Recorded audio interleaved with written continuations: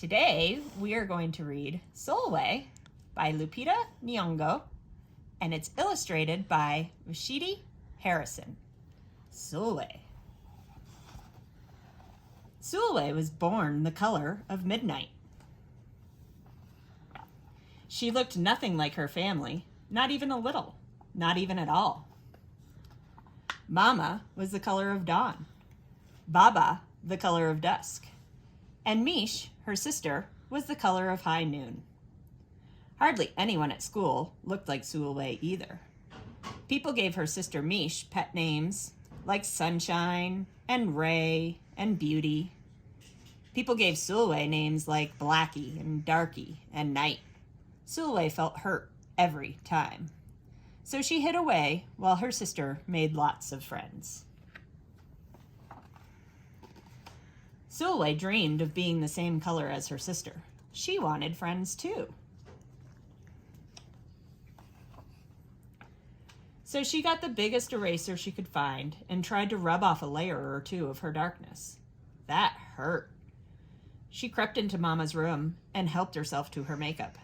Oh no, she would hear about this from Mama.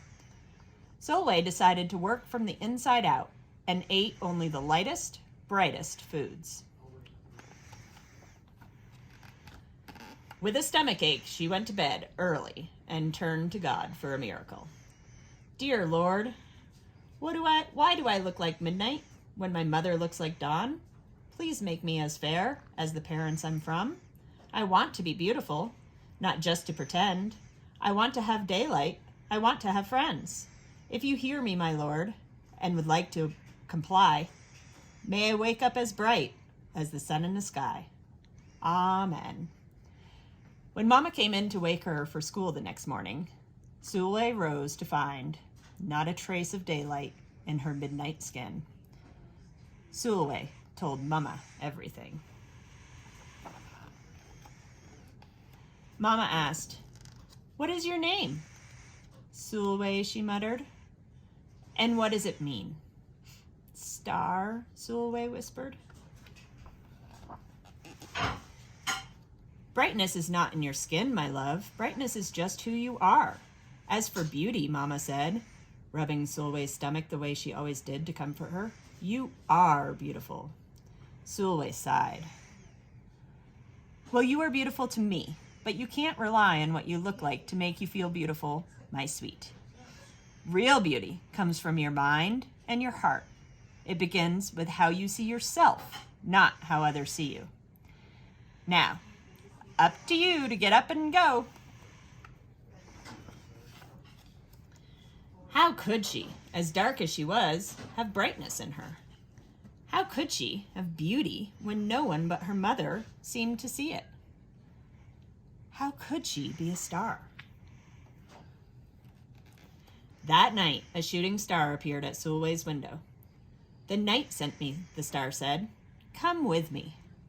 Sulwe hopped onto the star, and off they went. Long ago, at the beginning of time, said the star, there was night and day, and they were sisters. There's day, there's night. They loved each other very much, but people didn't treat the sisters the same. People gave day pet names like lovely and nice and pretty. People gave night names like scary and bad and ugly.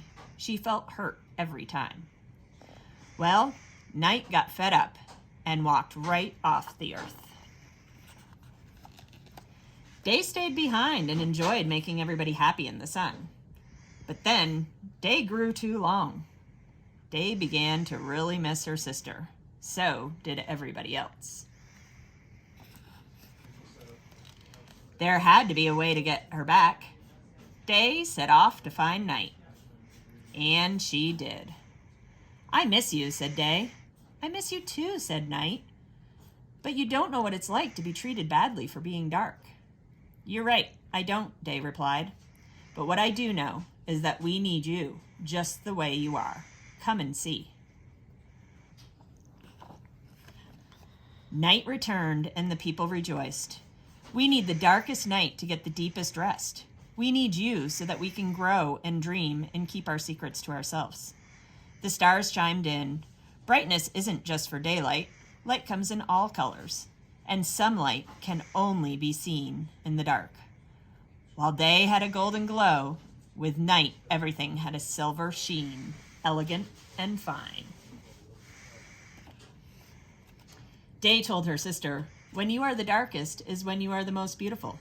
It's when you are most you. Could it be that night did not need to change? Not even a little? Not even at all? Now that night and day were back together, a little bit of night returned to day in the form of shadows, and a little bit of day returned to night in the form of moonlight. They were inseparable from that moment on, and promised to celebrate the brightness in each other, whether people chose to see it or not. You see, the star explained, we need them both. Their sunniest day and their darkest night, and every shade in between. Together they make the world we know, light and dark, strong and beautiful. Sulwe rose the next morning, beaming. There would be no hiding anymore. She belonged out in the world, dark and beautiful, bright and strong.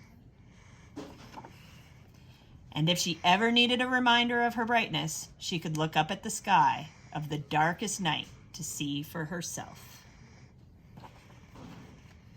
Sulwe felt beautiful inside and out. The end.